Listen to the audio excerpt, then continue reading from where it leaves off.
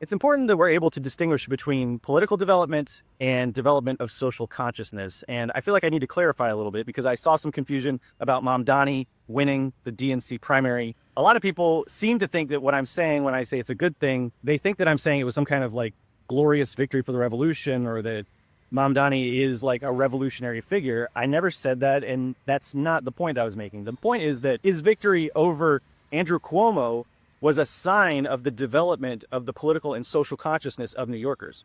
Cuomo was the establishment candidate. Cuomo had major backing, corporate backing. In that sense, Mamdani's victory was a spoiler for the most hardened blue dog neoliberal factions of the DNC. This means that people's political awareness and the accessibility that more radical politics and political opinions has in the USA has developed forward. The fact that he was elected is a signifier of the development of social consciousness. There's still a lot more work to be done in terms of political development. In terms of political development, this is much lower intensity of an event. But in terms of the development of social consciousness, I think that it's a huge signifier.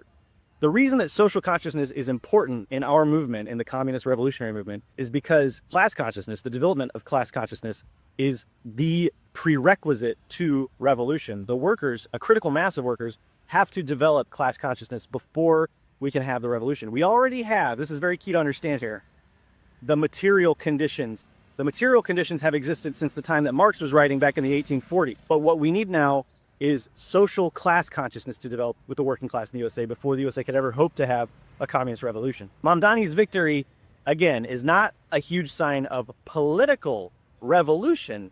It's just a sign that people are warming up to ideas that are more radical, that challenge capitalism in ways that we haven't seen in a long time in the USA. Now, our job as revolutionaries is to take that progress, that momentum, and push it even farther. I mean, I've heard a lot of people say that even Bernie Sanders is too radical for the USA. And at least in places like New York City, that's proven not to be the case. One last quick point, we need to be able to build coalition with people like Mamdani, people who are not willing to go as far as to defund the police. Our communist movement is too small right now, and the stakes are too high. Stopping the war in Iran, stopping the genocide in Palestine, these things are very important. We have to act fast. That means we have to build coalition. All the stuff that I'm talking about, development of social consciousness, political development, all these things, they're subjects of historical materialism. That is the subject of part 2 of the series of the Vietnamese curriculum on Marxism that my partner Luna and I are putting out.